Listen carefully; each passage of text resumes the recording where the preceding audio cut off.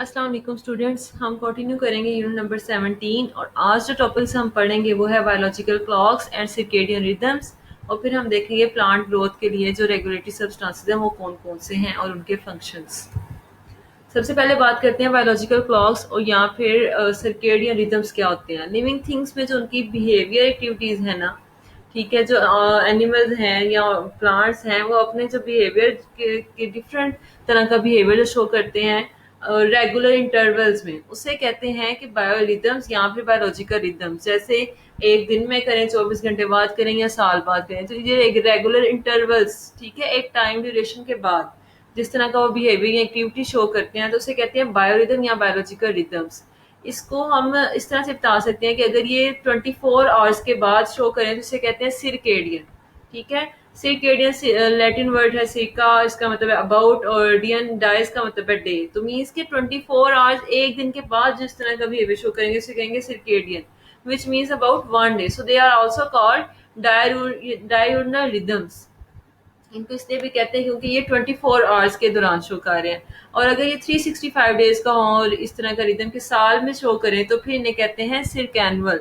ठीक है, इस तरह के ऑर्गेनिज्म जो हैं वो एनवायरमेंटल चेंजेस के साथ साथ उनकी साइक्लिक प्रोसीजर अपने बॉडी में भी चलाते हैं, जिनको हम रिदम्स बोल रहे हैं। जिस फॉर एग्जांपल जैसे जो डेज हैं उनके मुताबिक, दिन और रात के मुताबिक अपने अंदर इस तरह के चेंजेस करते हैं, जैसे टाइड्स बनती हैं या फिर डिफरेंट सीजन में जो चेंजेस आती हैं।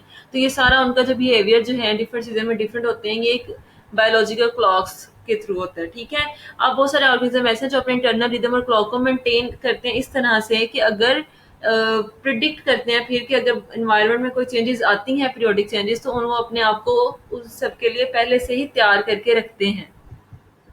बायोरिदम्स कैसे बन सकते हैं, इनकी रीजन में ये है कि ये डायरेक्ट रिस्पॉन्स भी हो सकता है एक्सटर्नल स्टिमुलाई में, मतलब कि बाहर होने वाले इन्वायरमेंट में होने वाली चेंजेस की वजह से। तो एक्सटर्नल होंगे तो उन्हें उन चेंजेस को कहेंगे एक्सोजीनियस स्टिमुलाई। ठीक है, या फिर उनके इंटरनल रिदम हो सकता है कि उनके बॉडी के अंदर ही चेंजेस ऐसी हो रही हैं, और जो इंटरनल होंगी उनको कहेंगे एंडोजीनियस। ठीक है, तो ये इस तरह भी हो सकता है कि सिंक्रोनिसिटी के साथ कि साइमल्टेनियसली ऐसा हो कि उस तरह का इन्वायरमेंट हुआ हो और फिर वो अपने अंदर उस तरह की चेंजेस शो करें। पर्टिकुलरली 24 आवर और 365 डे पीरियड, जो इस तरह के हैं पीरियड्स, ये होते हैं एंडोजीनियस रिदम की वजह से। थर्ड चीज ऐसी हो सकती है सिंक्रोनाइजेशन मैकेनिज्म में भी, कम्बिनेशन ऑफ 1 और 2, इन दोनों के कम्बिनेशन में कि क्या होगा कि एक्सटर्नल स्टिमुलाई की वजह से उनके इंटरनल जो हैं उनमें बिहेवियर में, इंटरनल एक्टिविटीज में चेंजेस आए। These rhythms are in one's gene, but the environment influence the rhythms to some extent। क्योंकि एक एनिमल के जीन में तो हैं ये, उसके अंदर इस तरह की चेंजेस जो हैं वो होनी है, लेकिन फिर क्या होता है कि एनवायरनमेंट में जो चेंजेस है ना वो भी इसको इन्फ्लुएंस कर देती हैं।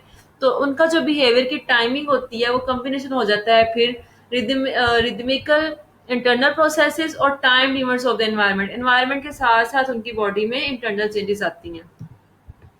प्लांट ग्रोथ के रेगुलेटरी सब्सटेंसेस की बात करते हैं अगर हम, तो यहाँ पे बहुत सारे सब्सटेंस ऐसे हैं जो कि प्लांट जो है प्रोड्यूस करते हैं और अपनी ग्रोथ और रिस्पॉन्सेज टू वेरियस स्टिमुलाई के लिए यूज करते हैं। सबसे पहले बात करेंगे ऑक्सीजन्स की।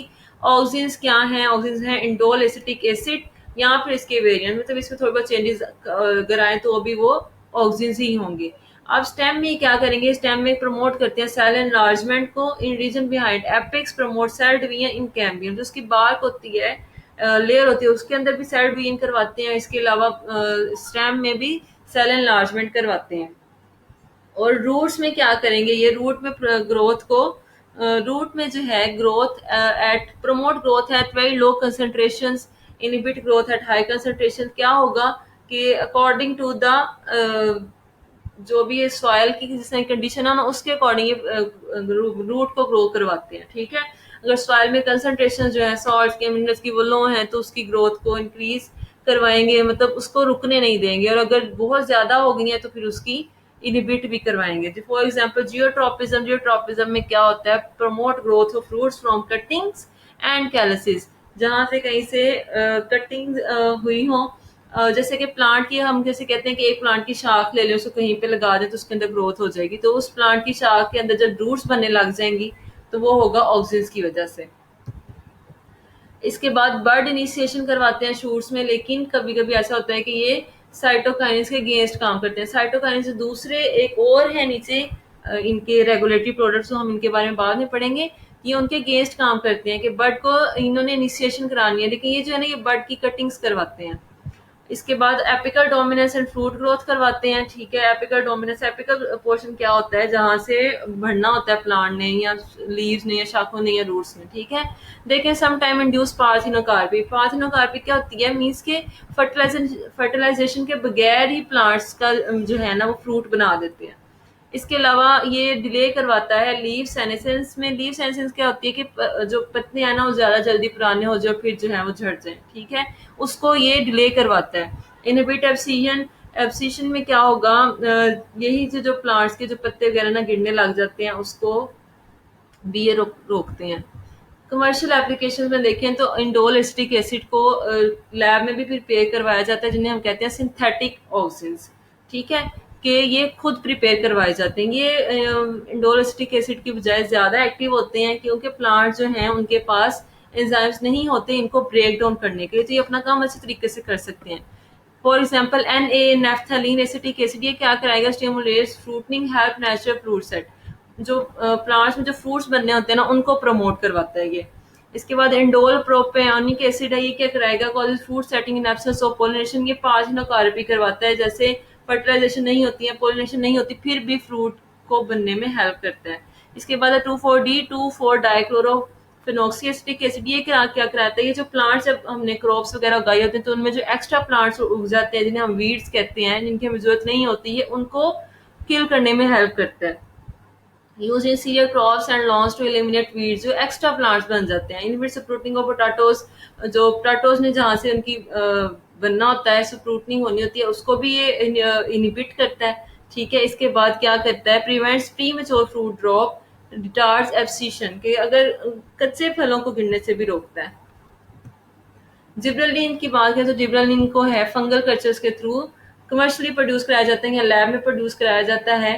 फंजाई को कल्चर किया जाता है फिर उसके थ्रू। अब इसका काम क्या है कि इसने प्रमोट करना है cell enlargement in the presence of auxins. Auxins की प्रेजेंट में सेल एनलार्जमेंट करवानी है। इसके अलावा क्या करेगा ये, promote cell division apical meristem and cambium. इसके बाद promote bolting of some rosette plant. Bolting क्या होती है कि जब जो प्लांट्स हैं जो कि फ्लावरिंग बर्ड्स जो बनानी होती है ना, जहाँ से स्टेम, ऐसे फ्लावरिंग स्टेम क्रिएट करने होते हैं इन्होंने, ऐसे प्लांट्स के जो कि जिनके ऊपर फ्लावर्स लगते हैं। Promote bud initiation in shoots of chrysanthemum scales, ये एक प्लांट का नेम है, उसके अंदर ये बर्ड्स को इनिशिएशन जो है उसको करवाता है, बर्ड्स को बनाने में हेल्प करता है। Promote leave growth and fruit growth में इंड्यूस पार्थिनोकार्पी, पार्थिनोकार्पी भी करवा सकता है। एपिकल डोमिनेंस में क्या करता है, ये enhance action of auxin, auxin के एक्शन को इनहांस करता है, बढ़ाता है। Break bud and seed dormancy, अब क्या होता है कि कभी कभी ऐसा होता है कि बर्ड्स में सीड्स बन जाते हैं, लेकिन क्या होता है कि एनवायरनमेंट में कंडीशन ऐसी नहीं होती कि उन सीड से प्लांट जो है ग्रो कर सके, तो फिर उस कंडीशन में सीड जो है वो डोरमेंसी में चल जाते हैं कि उनकी बर्ड्स को ब्रेक कर दिया जाता है प्लांट के ऊपर से, ताकि वो फिर डोरमेंसी में, और फिर जब कंडीशंस कभी अच्छी होती हैं तो फिर वो ग्रो करते हैं। सम टाइम में सब्स्टिट्यूट फॉर रेड लाइट, अच्छा इस रेड लाइट का सब्स्टिट्यूट भी हो सकता है। ये क्या करेगा, प्रमोट करेगा फ्लावरिंग इन long day plants while inhibits इन short day plants. Long day plants कौन से होते हैं, तो जो कि डे टाइम में ज्यादा से ज्यादा जो है वो अपना फंक्शन परफॉर्म करते हैं। Causes delay in leave senescence in few species, और जो पत्तों को एजिंग होने से भी बचाते हैं।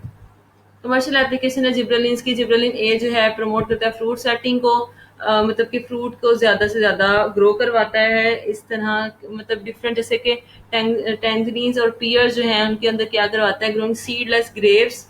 ठीक है, इस पार्थिनोकार्पी मीन्स उनके अंदर सीड्स होते नहीं लेकिन ग्रेप्स बनते हैं।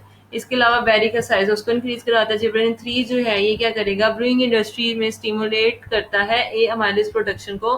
ये क्या करते हैं, ये फिर करवाता है प्रमोट माल्टिंग। माल्टिंग का प्रोसीजर है उसमें क्या होता है कि जो सीड्स हैं उनको लेके पहले ड्राई कर लिया जाता है और फिर बाद में उनको ग्रो करवाया जाता है वाटर में या सॉल्यूशंस में ऐड करके, तो लैब में ब्रूइंग जिसमें बियर्स वगैरह जो बनती हैं। The delay ripening and improve storage life of bananas and grep fruits. Delay ripening का क्या मतलब है कि ये क्या करेंगे, फ्रूट को पकने में ज़्यादा अरसा लगाएंगे ताकि जो उनकी जो बनानाज की जैसे जैसे फॉर एग्जाम्पल बनानाज है तो उनकी जो स्टोरेज लाइफ है वो इंक्रीज हो सके। ग्रेप्स फ्रूट्स में जो फ्रूट जो है नाजुक होते हैं ना उनमें। साइटोकाइनिन्स क्या करते हैं, promote stem growth by cell division in apical meristem and cambium. ये फंक्शन तकरीबन हमने 2-3 में पढ़ा है, ठीक है, कि एपिकल मेरिस्टेम में सेल डिवीजन का ज़्यादा कराना है। Inhibit primary root growth, promotes lateral root growth. Primary root growth को इनहिबिट करता है लेकिन जो सेकेंडरी रूट ग्रोथ होती है या लेटर रूट ग्रोथ है उसे प्रमोट करेगा। Promote bud initiation and leaf growth, birds को भी बनाएगा और लीफ की ग्रोथ भी करवाएगा। Promote fruit growth but can rarely induce parthenocarpy, fruits की ग्रोथ भी करवाता है लेकिन ये पार्थिनोकार्पी बहुत कम है कि इससे हो। Promotes lateral bud growth, also break bud dormancy कि break bud dormancy भी करवाता है, cause grain leaf senescence, promotes stomatal opening, stomata की ओपनिंग को भी ये प्रमोट करवाते हैं साइटोकाइनिन्स। कमर्शियल एप्लीकेशन जो है ये क्या है, cytokinins delay ageing of fresh leaf crop such as cabbage and lettuce. अब इनके जो है पत्ते फ्रेश इस्तेमाल किए जाते हैं तो ये उनमें जो है करवाता है कि वो ज़्यादा जल्दी जो है उनकी एजिंग ना हो, ज़्यादा जल्दी वो ख़राब ना हो, जिसको हम कहते हैं साइनसिस। और इनको जो है फ्रेश रखता है, इनके फ्लावर्स को फ्रेश रखते हैं। दे कैन ऑल्सो भी use to break dormancy of some seeds, और ब्रेक डोरमेंसी जो सीड्स की है उसको भी उसमें भी ये यूज हो सकते हैं। इसके बाद है एब्सिसिक एसिड। एब्सिसिक एसिड क्या करेगा, इनहिबिट करता है स्टेम एंड रूट ग्रोथ को, नोटेबली ड्यूरिंग फिजियोलॉजिकल स्ट्रेसेस। अगर एनवायरनमेंट में कंडीशन ऐसी हो जैसे कि ड्राउट में पानी की कमी हो गई है तो फिर ये रूट्स को और स्टेम को ग्रो होने से रोकता है। Promotes bud and seed dormancy, ठीक है। इसके बाद है promote flowering in short day plants and inhibits in long day plants. Antagonistic gibberellin, gibberellin इसके ऑपोजिट काम कर रहे थे और ये उनके ऑपोजिट काम कर रहा है। Sometimes promotes leaf senescence, promotes abscission। Abscission क्या करते हैं कि जो फ्रूट्स वगैरह है ना वो जब गिरने लग जाते हैं, फ्रूट्स गिरते हैं या फिर उसके प्लांट के दूसरे पार्ट जैसे कि लीव्स वगैरह उसे कहते हैं abscission, ये उसको प्रमोट करवाता है। और ये क्या कराएगा, closing of stomata under conditions of water stress. अगर मतलब पानी की कमी हो तो स्टोमेटा को क्लोजिंग में प्रमोट कराता है ताकि वाटर लॉस ना हो सके, उसको कहते हैं विल्टिंग। कमर्शियल एप्लीकेशन एफसीसी की एसिड की ये है कि इसको क्रॉप्स के ऊपर स्प्रे किया जाता है to regulate fruit drop at the end of the season, ताकि सीजन के एंड पे जो है फ्रूट जो है ड्रॉप होने लग जाते हैं, गिरने लग जाते हैं, उनको सही से मैनेज किया जा सके। This remove the need for picking over large times में, ज़्यादा अरसे में जो फ्रूट्स को पिक कर लिया जाता है उसको भी, उस नीड को भी ये जो है रिमूव करवाता है। इथीन की बात करें तो इथीन क्या करेगा, इनहिबिट स्टेम ग्रोथ, ठीक है, नोटेबली ड्यूरिंग फिजियोलॉजिकल स्ट्रेस, वही बात के एनवायरनमेंट की कंडीशंस के according. Inhibits root growth, breaks dormancy of bud, ये सारे का हम पहले ही पढ़ सकते हैं। Promotes flowering in pineapple, promotes fruit ripening, फलों को जल्दी पकने में हेल्प करते हैं। कमर्शियल एप्लीकेशन इसके जो इथीन है फ्लावरिंग पाइनएप्पल में करवाता है। इसके अलावा टोमेटोज एंड सिट्रस फ्रूट वगैरह की राइपनिंग करवाता है, मतलब उनको जल्दी पकने में मदद करता है। द कमर्शियल कंपाउंड है एक एथिनोफोन जो कि क्या करता है, ब्रेक होके रिलीज करता है थीन को in plant applied to rubber plant to stimulate the flow of latex. अब लैटिक्स क्या होता है, बहुत सारे फ्लावरिंग प्लांट्स में एक तरह का मिल्की फ्लूइड होता है, ठीक है, जैसे कि हम बरगद के दरख्त के जो होते हैं लीव्स उनके अंदर भी होता है ये, उनके अंदर एक सब्सटेंस रिलीज करते हैं वाइट कलर का, मिल्क तरह का होता है वो, लेकिन वो मिल्क नहीं होता, ठीक है।